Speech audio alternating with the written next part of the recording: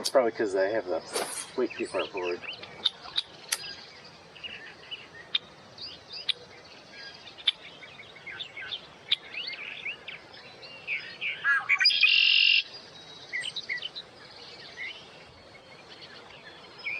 Got one.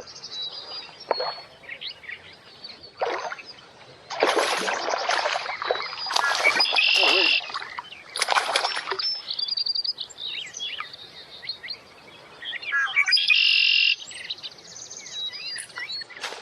Woohoo! First bass of the year. Hey, welcome back to the channel, and today we're working on a Threadfin Shad swim bait. Stay tuned to the end. I have some fishing of this bait.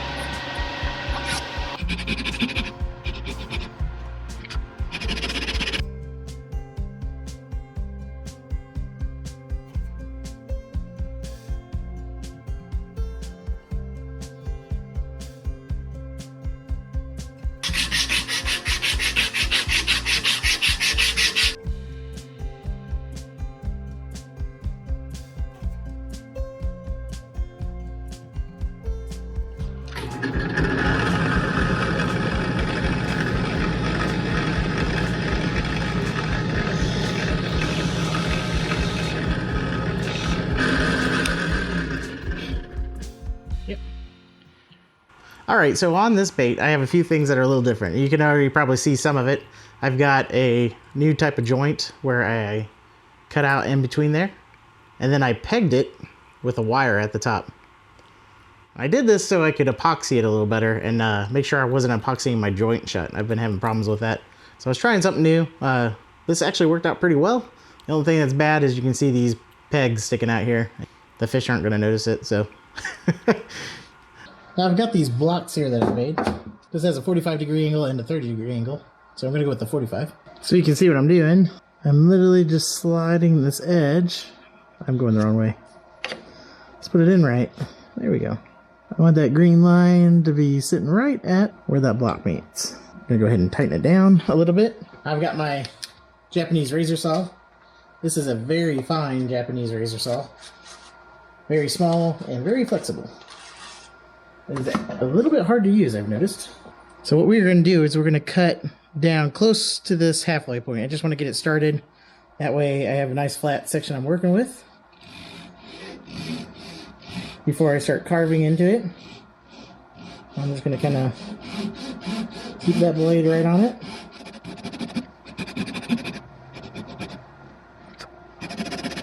I have 2 teeth configuration on this. I'm using the finer teeth.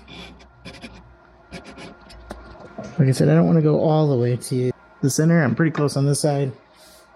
I got a little bit further to go on this side. I'm going to go ahead and clean that up a little bit. Okay. Now we're going to flip it. So if you can see, it's my, like I said, really fine razor cut right there. And I'm not quite to this darker spot right here. I got my nail on it. That's the center point. Not quite there. This is definitely a good way. Turn that up just here. Good way of getting everything lined up.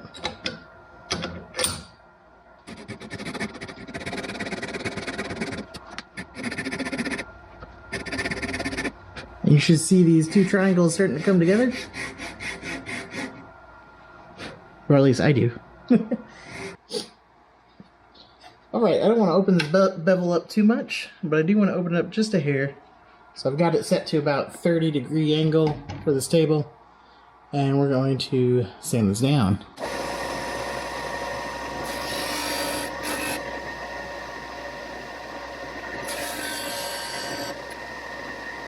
Alright, it's looking pretty good. It's meeting back up pretty good again. If you're going to do that, make sure you go down about the same amount. Yep. Opened it up just a little bit. All right, so I've lined up my through wire here.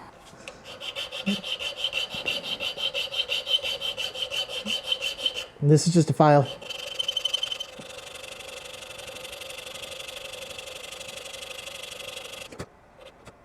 There's quite a bit of wood there.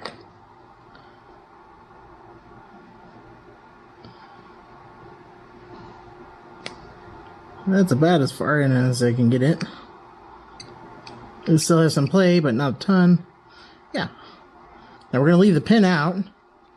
I'll put a groove in there so I have the pin location where I can get it in there real easy. The pin is literally just gonna be a piece of wire. Where'd my wire go? It disappeared. One of the other things different is if you notice the belly, I don't have any lead holes in the belly. And that's because there's a seam that runs down there and it's in 2 parts. I actually pried this bait apart after I carved it all and then opened it up and carved out spots for the weights. Now to cut out for all those weights and those wire spots, I just used some carving tools. It was a little more time consuming, but it also kept me from having to drill in the bottom of the bait and put lead in there. And that gets kind of obnoxious, especially when you're trying to put a bunch of lead in there, drilling a bunch of holes. Then you got to go through and put it back in, and then you got to round it off again. This way, we're all concealed. The only thing that's bad about this is you can't go back and change the weight of the bait once you have it closed up. All right, let's figure out where this wire is going to go.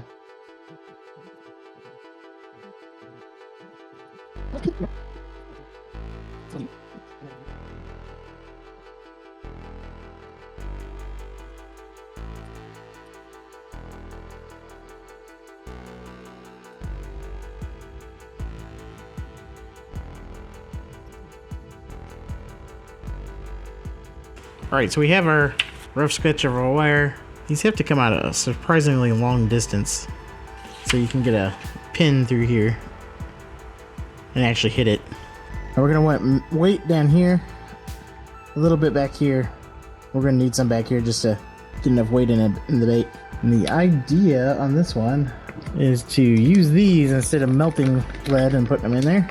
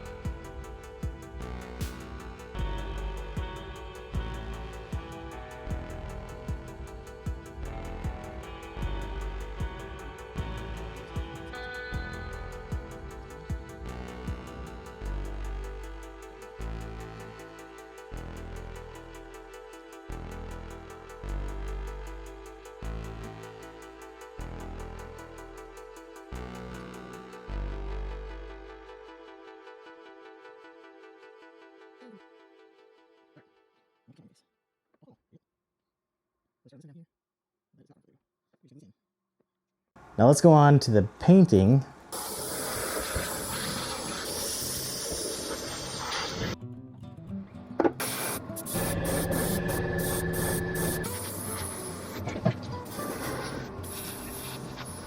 All right, we're using that.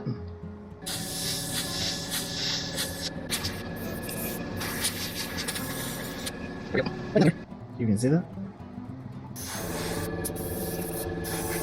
Pearl copper, sorry.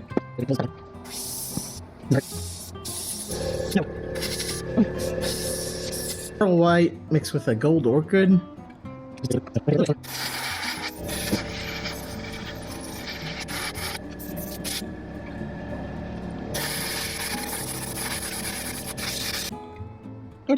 Alright, doesn't look too bad.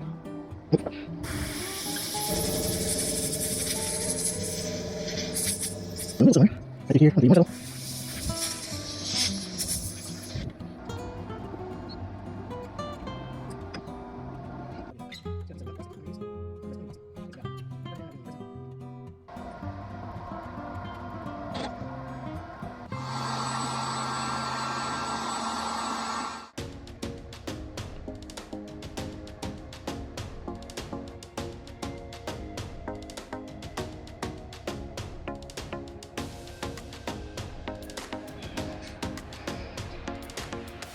This is out of water. It's out of water. Go take it to Mama.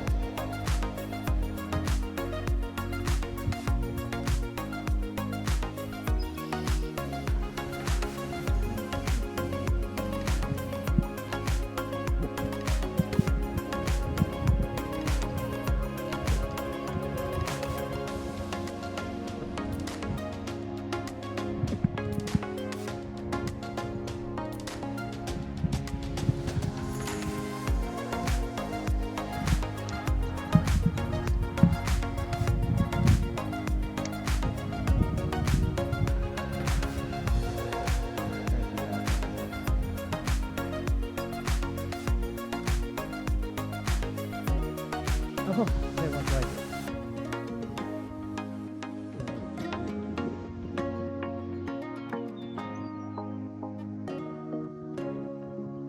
Oh, out of his mouth. Right on top of him. Nailed him though. I guess you gotta hit him in the head with it.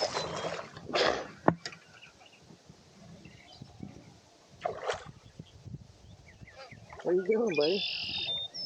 Oh, he took the gill. Get that on your gill real quick before it hurts you. Thank ya.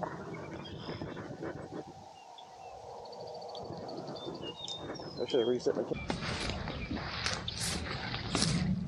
Not too bad, Beth.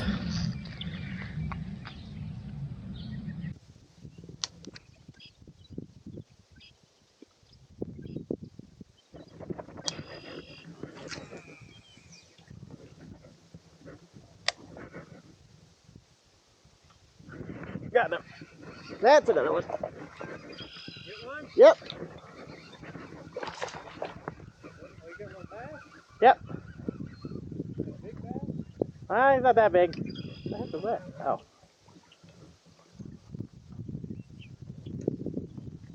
Chunky.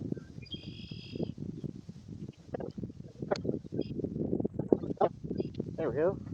Thank you, buddy. That's number 4 on this bait. Huh? That one's kind of small too. Yep.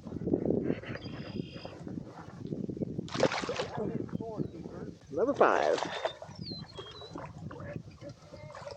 Even just like a slow reeled in. Not too bad. Barely caught him. Alright, you done?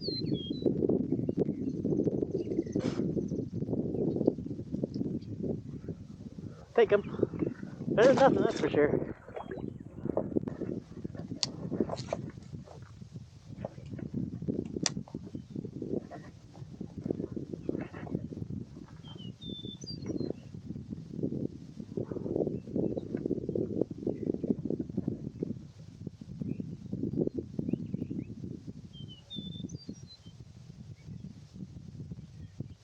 Oh, out of his mouth.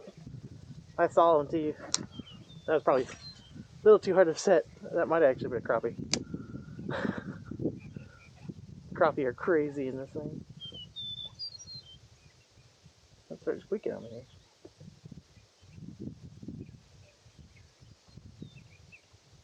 Got him. That's number 6. I think I figured out the speed.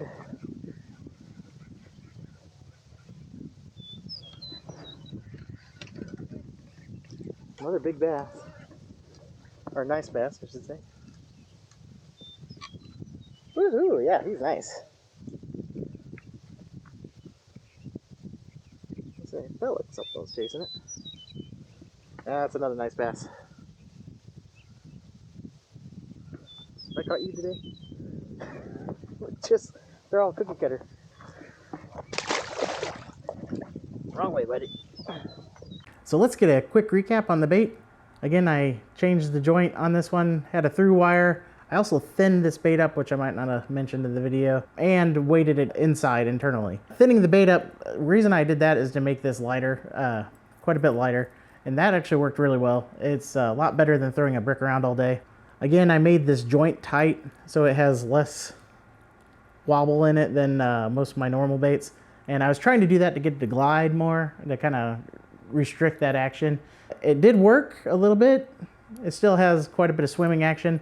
So I think to get rid of that swimming action, I need to actually thin the bait or elongate it. Most of the glide baits are really big for a reason. That helps them glide. The bait did really well. I caught 7 bass on it, and they're all fairly decent sized bass. It was actually one of the few things that was catching fish that day. I had a cold front blow through. I had calm winds. It was nice. And then all of a sudden we had a cold front blow through, and it was windy as all get out. And the temperature dropped drastically, and the fishing definitely had stopped. They were biting topwater when I first got out there. I've got a few topwater bites from that day, but I switched to this and actually started catching stuff again. So definitely a good bait. The color scheme worked really well. It has a nosedive, and that's because I weighted too much on this side. So I think in the future, going on from this, I'm going to balance weight each side. So I'm going to calculate the buoyancy for this section and calculate the buoyancy for this section, and literally try to balance these out.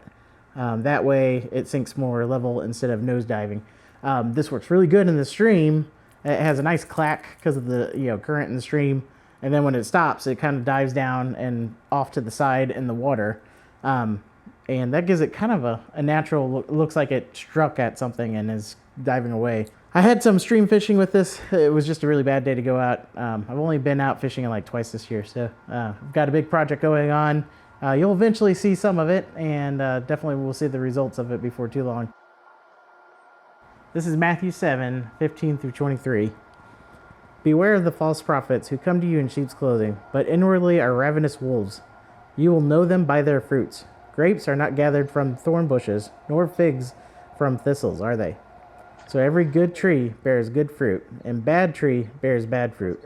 A good tree cannot produce good fruit, nor can a bad tree produce good fruit. Every tree that does not bear good fruit is cut down and thrown into the fire.